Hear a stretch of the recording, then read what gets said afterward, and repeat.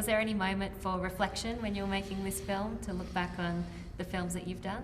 No, I think we were glad that we could, and we could tie some loose ends up and just connect them through. It's good. It makes it easier for me as an actor to have a through line. So in Skyfall, he made a connection with his childhood, and it worked very well. And this one just seemed a very sort of easy choice to make as far as the plot was concerned. This organization, do you know what it's called? Its name is Spectre. Do you know who links them all? Me. Why do you think Bond films continue to be so loved? The stories stay with our time.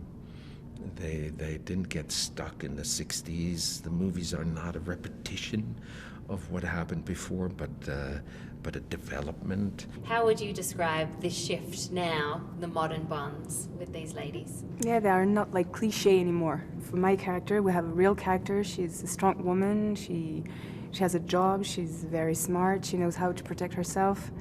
And she doesn't really want to be part of Bond's world. What I like is the evolution of the femininity, because Lucia, she comes from the past. And Madeleine, she's the future, she's a woman in action, and I like to see this evolution. Maybe because I have two daughters, and I think it's a beautiful message for women. I'm such a nut for classic Bond, and to me your character felt like a classic Bond villain, like a little bit Jaws, a little bit maybe Odd Job. Yeah. Do you see him in those terms? Yeah, no, for sure. I mean, that was the intention. It's really cool if you get a character that kind of has to speak without speaking. He's an Odd Job, or he's a Jaws done in a new badass way, man. Yeah, he doesn't need dialogue to get his message and across. That's just the thing, man. It gives them that nostalgic, that very classic henchman feel. This one in particular seems to have a lot of little touches, little Easter eggs for classic Bond. Was that something that Sam really wanted to put in Not there? a term I'm familiar with, but I just read about it the other day.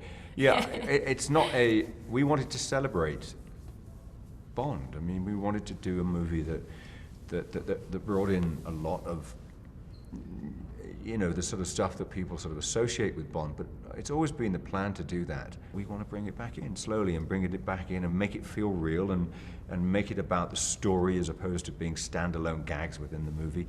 And that was what we set out to do with this film.